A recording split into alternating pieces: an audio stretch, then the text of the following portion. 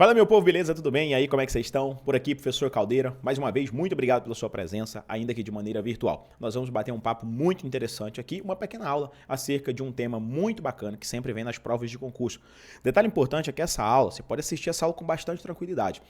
Você vai poder fazer provas de concurso Polícia Militar, Polícia Civil, Polícia Penal, tá bom? Qualquer prova de concurso público, carreiras policiais que você quiser pleitear, até outras de carreiras administrativas, tribunais, por aí vai, militares, você pode entrar tranquilamente com essa aula aqui que você vai conseguir acertar todas as questões. É um tema simples, um tema tranquilo, sempre vem nos editais acoplado com outro tema que eu vou citar para vocês, beleza? Bora lá, tá aí na tela para vocês, ó. O tema é esse: sujeito ativo e passivo da infração penal. Na maioria das vezes, né, eu até falei sempre, mas eu vou até fazer uma pequena ressalva. Na maioria das vezes, esse assunto, sujeito ativo e passivo da infração, ele vem em conjunto, ou seja, acoplado com outro assunto chamado de infração penal. Infração penal é um assunto, só que no edital vem assim, ó, na maioria dos editais, infração penal, elementos e sujeito ativo e passivo da infração. Geralmente vem assim. Mas a gente sempre faz questão, agora é sempre, né, de gravar esse assunto de forma separada, ou em um bloco, ou em uma aula separada, porque pode acontecer do aluno misturar os assuntos e não é esse o nosso objetivo. Tudo certo? Então vamos lá. Quando a gente fala em sujeito ativo e passivo da infração, é necessário você entender o seguinte: a grosso modo, ou no método botequês, porque o nosso objetivo aqui não é trazer uma linguagem difícil. O nosso objetivo aqui é fazer você entender a matéria. Aí por isso que eu chamo de método botequês. É como se fosse uma conversa de boteco, uma conversa de um espetinho ali, que você consegue entender tudo que o seu amigo, que o seu colega está falando. Sujeito ativo, em linhas gerais, é aquele que está praticando o crime ou a contravenção. Enquanto que o sujeito passivo é aquele que está sendo vítima, né? A pessoa que está propriamente sofrendo as consequências do crime do outro. Professor, eu não entendi. Traduz melhor ainda. Vamos trazer o botequês avançado. É o seguinte: vamos imaginar que nós temos de cá um cidadão chamado de Mateus. E do lado de cá um cidadão chamado de Cauã. Mateus foi lá e deu uma facada em Cauã com a intenção de matar. E Cauã morreu. Quem é o sujeito ativo? É Mateus, que deu a facada. E quem é o sujeito passivo? O sujeito passivo é Cauã, que foi vítima daquela facada. Entenderam a ideia? Então, a grosso modo, no método botequês avançado, isso é sujeito ativo e passivo. Ativo, você vai lembrar de ação, é aquele que pratica o crime ou a contravenção. Sujeito passivo é a vítima do crime. Só que, é claro, esse ensinamento é um ensinamento mais grosso, né? A gente vai funilar um pouco mais, vamos dar uma melhorada aqui nesse conceito, trazer o jeito que as questões de prova vêm cobrando, trazer algumas observações para que você fique atento. Mas, como eu disse a você, para que você possa entender melhor o assunto, essa é a primeira introdução que a gente faz, beleza? Professor, tá tudo certo. Agora vamos para um conceito mais bonito, desenhado, na letra daquilo que você precisa para a hora da sua prova. Primeiro entendimento, agora o que vem em prova. Ó. Sujeito ativo é quem pratica a infração penal, ou seja, o autor do crime. Regra geral, somente pessoa física pode ser sujeito ativo, né? Porque o crime ele exige o quê? Uma necessidade, uma capacidade de culpabilidade. Professor, eu já entendi. Agora me diga uma coisa, essa parte que você grifou aqui de infração penal é por quê? É porque é o seguinte, de infração penal nós temos dois tipos de infração penal. Nós temos uma infração penal que ela é considerada crime. E nós temos infração penal que é considerada uma contravenção penal, beleza? Professor, mas eu nem sei o que é crime, o que é contravenção e qual que é a diferença delas. Fique tranquilo que a gente tem uma aula completa sobre isso. Se, obviamente, estiver previsto no seu edital, pode olhar na sua área do aluno, que a gente tem uma aula completa. Geralmente, essa aula ela antecede a essa, então, uma aula anterior, um bloco anterior, a gente tem uma aula completinha explicando o que é crime e o que é contravenção. Beleza? Em linhas gerais, quando a gente fala de crime, a gente pode até abarcar os dois aí. Bom, na maioria das vezes, onde tem escrito crime no Código Penal, você entende que é crime e contravenção. Professor, tá tudo certo, eu já entendi. Agora, tem uma coisa que me chamou a atenção no conceito. O senhor falou assim que, em regra geral, somente pessoas físicas. Isso mesmo, é pessoa que tem um CPF, é ser humano, tá? Assim como é você, eu, seu pai, sua mãe, enfim. Esses aí são os sujeitos ativos de crime via de regra. Professor, mas por que regra, em via de regra? É porque nós temos possibilidades, na Constituição Federal, inclusive. A Constituição trouxe, lá no seu artigo 225, parágrafo 3º, a possibilidade de pessoas jurídicas, ou seja, de empresas que praticarem aí com seus respectivos administradores, de alguma forma, cometer um vacilo e praticar um crime ambiental, com base aí, obviamente, no princípio da responsabilidade social, as empresas podem ser responsabilizadas criminalmente diante dessa situação. Então, o que você vai lembrar? Que, em regra, na maioria dos casos, quem vai ser o sujeito ativo do crime? Pessoa física, pessoa que tem CPF, né? Lembra do CPF lá, 036, etc. Do PZL. Isso aí. Agora, quem pode ser sujeito ativo de crime por via de exceção são as pessoas jurídicas, as empresas. Cuidado com isso, porque pode ser uma questão de prova para você. Muitas vezes, quando o assunto ele já é um assunto batido em prova, o examinador fica procurando as exceções para cair na sua prova e não a regra. Então, se caiu na prova assim, pessoa física pode ser sujeito passivo, aliás, ativo de crime. Você marca assim, você beleza, pode ser sujeito ativo de crime. Só que em uma outra alternativa pode vir assim, ó, já a pessoa jurídica não pode ser sujeito ativo de crime, porque não tem como ela praticar por se tratar de uma empresa, etc. Você responde, não, tá errado isso aqui. Por quê? Porque existe sim uma possibilidade de pessoa jurídica ser sujeito ativo de crime. Mas eu deixei anotado para você, tá aí na tela. Se você quiser tirar foto, print, enfim, tá aí, ó. No entanto, alguns casos, pessoas jurídicas também podem ser responsabilizadas penalmente. Exemplo, crimes ambientais, artigo 225, parágrafo 3º. Agora vamos olhar o que diz o artigo 225, parágrafo 3º da Constituição Federal. 225, parágrafo 3º diz assim pra gente, ó. As condutas e atividades consideradas lesivas ao meio ambiente sujeitarão os infratores, pessoas físicas ou jurídicas, olha aqui, as sanções penais e administrativas, independente da obrigação de reparar os danos causados. Então, tá aqui uma possível questão de prova, se questionar você se pessoa jurídica é ou não sujeito ativo de crime. Você responde que sim. Agora, professor, tudo bem, já entendi o que é o sujeito ativo, né? Já tá ok. E o sujeito passivo, professor, quem que é? O sujeito passivo é a vítima, ou seja, quem sofre a lesão ou ameaça da lesão ao bem jurídico protegido pela norma penal. Aí você deve perguntar, professor, mas esse conceito é muito difícil, né? Lesão, uma ameaça de lesão ao bem jurídico protegido pela norma penal. Isso aí ficou difícil demais da conta. Eu teria que ser formado em direito para entender tudo isso. Fique tranquilo, eu estou aqui para desmistificar, para simplificar o negócio para você. Como eu disse no início da aula, trazendo para você o método Botequete. Vamos lá. Quem que é o sujeito passivo, professor? Lembra do nosso exemplo que Mateus deu uma facada com a intenção de matar Cauã e Cauã morreu? Beleza. Mateus, sujeito ativo. Beleza. Cauã, sujeito passivo. Entendeu a ideia? Ah, professor, então é bem simples. O sujeito passivo do crime é o camarada que sofre as consequências do crime. Aí sim, na letra, ali, num conceito mais bonito, é escrito, ó, lesão ao bem jurídico protegido. Que bem jurídico protegido? Que era protegido, né? No caso de Cauã, o bem jurídico chamado vida, aquele que ceifou a vida do outro. Então, quem perdeu a vida é o sujeito passivo. Só que aí, nesse caso, tem uma pegadinha muito importante em prova, você tem que ficar atento. O Estado, eu vou melhorar para você, vamos voltar um pouco mais, vamos retroagir. Veja bem. Como é que eu sei que matar o outro é crime? Ah, professor, eu sei porque está escrito na lei. Tem uma lei para isso, que é o Código Penal. Lei 2848, lá de 1940. Mais precisamente, no seu artigo 121, traz lá, matar alguém, pena, reclusão de 6 a 20 anos. Essa é a pena para um homicídio simples. Ah, tá, beleza. Então, matar alguém é crime, ou seja, é uma infração penal, porque está escrito no Código. Sim, porque está escrito na lei. Quem é que fez a lei, professor? O Estado.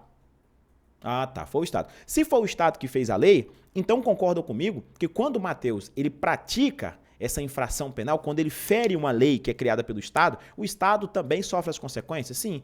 O Estado é como se ele ficasse indignado, assim, rapaz, como é que pode? Esse camarada foi lá e matou o Cauã. Beleza. O Cauã é sujeito passivo. Só que eu, ó, o Estado falando, ó, eu também sou sujeito passivo. Porque quando ele contraria uma lei que eu criei e falei, não faça isso, ele fez, então ele também está me prejudicando. Sacou a ideia? Então, nesse caso, a gente tem o quê? Dois sujeitos passivos. A vítima propriamente dita, que o nosso exemplo era o Cauã, e, obviamente, a gente tem também o Estado como sujeito passivo. Sacou a ideia? Ah, professor, agora entendi. Então, o Estado, ele é também sujeito passivo nas infrações. Sim, o Estado também é sujeito passivo. Aí, na hora da prova, vai vir bonitinho, vai vir com o nome sujeito passivo formal e sujeito passivo material. O sujeito passivo formal é quem, professor? O Estado. É quem detém o poder punitivo e é diretamente ofendido pela infração. Por que ele é diretamente ofendido? Porque foi ele que fez a lei. Ele criou a regra e alguém foi lá e descumpriu a regra. E o sujeito passivo material é a pessoa, que pode ser física ou jurídica. Aqui também tem outra pegadinha, você tomar cuidado na hora da prova. Ó.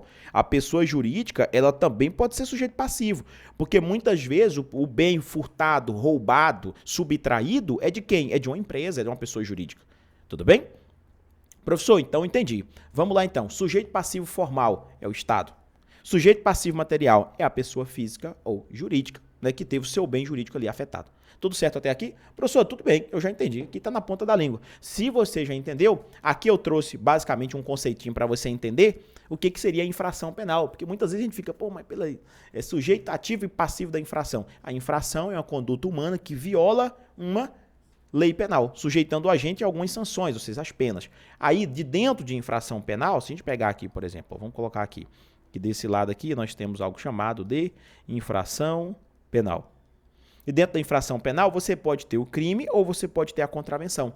Beleza? Então, infração penal é um gênero, é como se fosse uma árvore, e aí crime e contravenção são os galhos dessa árvore, são as espécies da árvore, entendeu? Então, uma infração penal ela pode ser crime ou, a depender da situação, ela pode ser o quê? Uma contravenção. Só para que você entenda, melhor, acaba que é uma revisão, porque a gente já tem aula disso gravada, o crime são as infrações mais graves e a contravenção é as infrações de menor gravidade. Beleza? Professor, mas eu já passei, já assisti essa aula aqui. Agora vamos lá para a classificação do sujeito ativo. O que acontece? Se caísse na sua prova perguntando assim, todo indivíduo ele pode praticar todo e qualquer tipo de crime? Até coloquei uma pergunta dessa aqui no nosso material, e você vai responder que não, tá? Não é todo mundo que pode praticar todos os crimes. Existem alguns requisitos que precisam ser levados em consideração. E isso vai até depender do crime, por exemplo, tá? O tipo de crime é importante você entender para saber se aquela pessoa pode ou não praticar, pode ou não ser sujeito ativo daquele crime. Ué, professor, mas o camarada é um ser humano, pessoa física, em alguns casos, né? Um caso até pessoa jurídica, ele pode sim praticar o crime. Aí é que tá. Tem alguns crimes que não podem ser praticados por qualquer pessoa. E aí, para isso, a gente vai para essa classificação aqui, ó. Nós temos um tipo de crime que a gente chama ele de crime comum. A gente tem um crime que é chamado de crime próprio e temos até mesmo o crime de mão própria. Professor, o crime comum é aquele crime que qualquer pessoa pode ser sujeito ativo. Qualquer um pode praticar. Exemplo, furto. Furto aqui, via de regra, ele pode ser praticado por qualquer pessoa. Por que eu estou falando via de regra? Porque mesmo o crime de furto sendo um crime comum, tem pessoas que não praticam furto. Exemplo, se você for menor de 18 anos. Perceba que você tem que ter capacidade penal, tem que ter imputabilidade penal. Se você tem 16, 17, 15 anos, por exemplo, você pode até subtrair o objeto de alguém, mas você não vai praticar crime. Você não vai ser sujeito ativo daquele crime. Professor, por quê? Porque o artigo 27 do Código Penal fala sobre a minoridade, diz que ele está sujeito às normas especiais, que no caso é o Estatuto da Criança e do Adolescente. Mas se você tiver 18 anos ou mais, você pode praticar tranquilamente o crime de furto. Então pode sim ser sujeito ativo. Por quê? Porque furto é um crime comum. Só que nós temos os chamados crimes próprios. No crime próprio, ele exige uma qualidade específica do sujeito ativo. Não é qualquer pessoa que pode praticar o crime próprio. Tanto é que o nome já fala próprio, porque tem um tipo de pessoa que pode praticar aquele crime.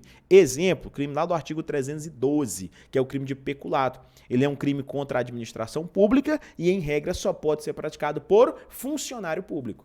Só que, é claro, ele admite ali a participação de uma pessoa que não é funcionário público. E a gente tem também os chamados crimes de mão própria. O crime de mão própria ele ainda mais restrito. Apenas o próprio agente pode cometer, sem a possibilidade de coautoria, ou seja, de um parceiro estar ajudando ele, que é o caso do falso testemunho, crime lá do artigo 342. Beleza? Aí deixei a perguntinha para vocês. Todas as pessoas podem ser sujeitos ativos e passivos? E aí você vai responder que não. É necessário alguns requisitos, como, por exemplo, a capacidade penal. Se você pega uma pessoa que é menor de 18 anos, ela pode cometer crime? Não. Ela não pode ser sujeito ativo. Ela pode até ser sujeito passivo, mas não pode ser sujeito ativo. Ah, professor, tem outros exemplos? Sim, é claro que tem vários outros exemplos que nós poderíamos ficar aqui citando meia hora. Beleza? Vou te dar um outro exemplo também. Pessoas mortas. Aquele que já morreu também não pode ser sujeito passivo de crime. E até coloquei essa pergunta lá na frente também.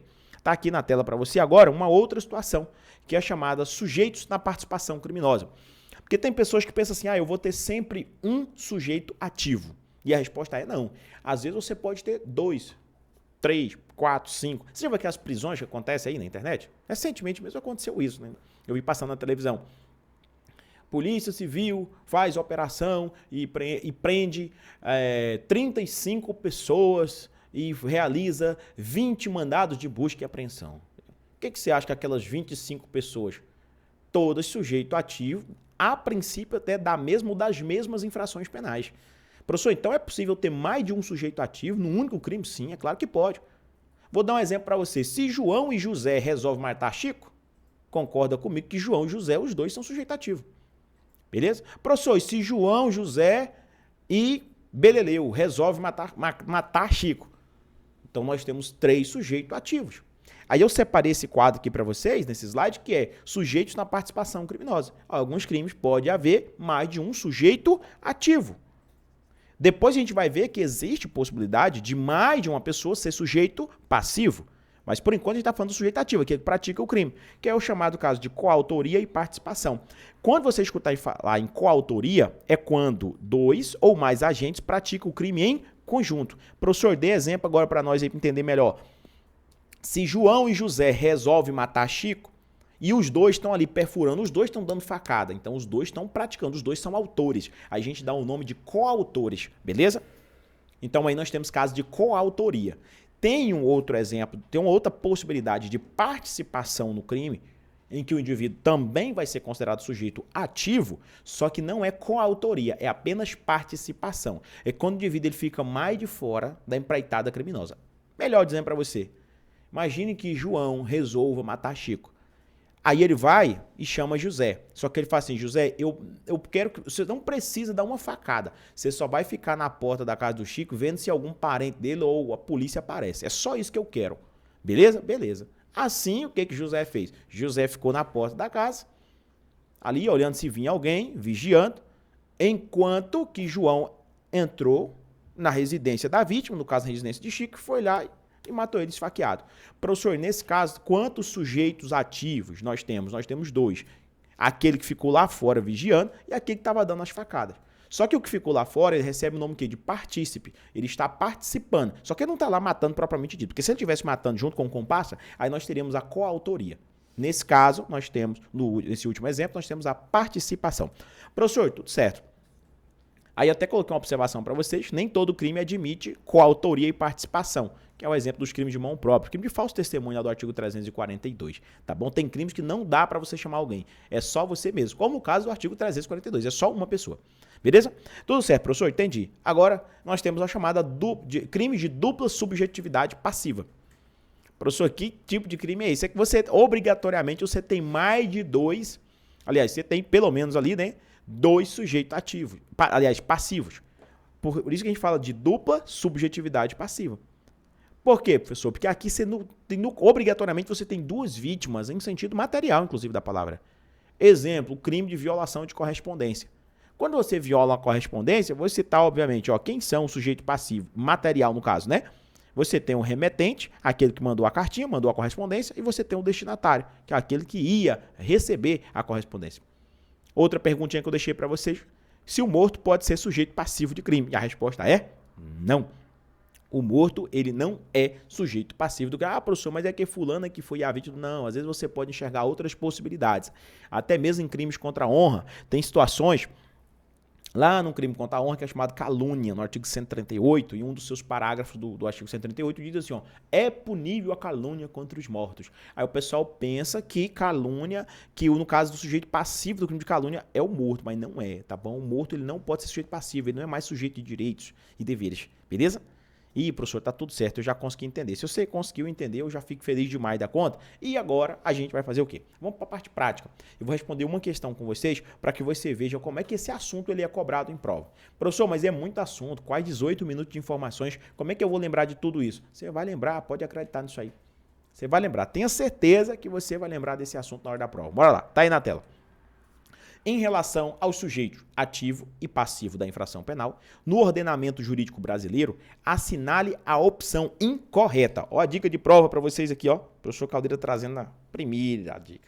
Sempre observe o que a questão está pedindo. Se a questão está pedindo a certa ou a errada. Nesse caso, observe que ela está pedindo o quê? A questão incorreta. Letra A. A pessoa jurídica não pode ser sujeito ativo da infração penal. B. Sujeito ativo do crime é aquele que pratica a conduta descrita na lei. Letra C. Sujeito passivo do crime é o titular do bem jurídico lesado ou ameaçado pela conduta criminosa. D. O conceito de sujeito ativo da infração penal abrange não só aquele que pratica a ação principal, mas também quem colabora de alguma forma para a prática do fato criminoso. E letra E.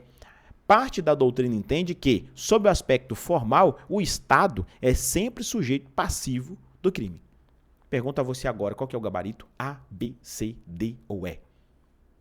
Professor, como essa daí tá pedindo a errada, ficou bem facinho. Beleza, ficou fácil demais da conta. gabarito aqui, nesse caso, é a letra A, de alegria, beleza? Por que a letra A, pessoal? A pessoa jurídica não pode ser sujeito ativo da infração penal. Tá errado. É claro que ela pode. Não é em regra, mas tem uma exceção que eu citei para vocês no início dessa aula. Quando nós começamos a aula, eu falei assim, ó, a pessoa jurídica pode ser, sim, sujeito ativo, no caso de crimes ambientais, lá no artigo 225, parágrafo 3º da Constituição Federal. A letra B está certa. C também está certa, D e E. Professor, mas por que não é o gabarito? Porque a questão aqui, no caso, pediu a incorreta. Na letra B falou, sujeito ativo do crime é aquele que pratica a conduta descrita na lei. Correta. Beleza? Tá certinho. C, sujeito passivo do crime é o titular do bem jurídico lesado ou ameaçado pela lesão. Beleza, pela conduta, tá certo. D, o conceito de sujeito ativo da infração não abrange só aquele que pratica a ação principal, mas também quem colabora de alguma forma para a prática do fato criminoso. Correto. Foi um dos últimos itens que eu citei para vocês na aula. E letra E, parte da doutrina entende que sobre o aspecto formal, o Estado é sempre sujeito passivo do crime. Corretíssimo. E vou além. Tem situações de doutrina que diz, inclusive, que tem crimes que somente o Estado é o sujeito passivo. Como, por exemplo, nos crimes contra a administração pública, em que apenas o Estado é o sujeito passivo do crime. Tudo bem? Tá tudo certo até aqui. Foi um prazer extraordinário, mais que especial estar com vocês, estar sob a sua companhia aqui, firme e forte, ou melhor, ao lado aqui da sua companhia. Um beijo para quem for de beijo, um abraço para quem for de abraço. Muito obrigado pela sua presença, pela sua paciência aí do outro lado e vamos para cima. A sua prova tá chegando, tá cada vez mais perto, mas eu tenho certeza que você vai dar o seu melhor lá. E se cair alguma questão relacionada a esse assunto aqui, eu tenho certeza que você vai acertar, beleza? Fique com Deus e até a próxima oportunidade.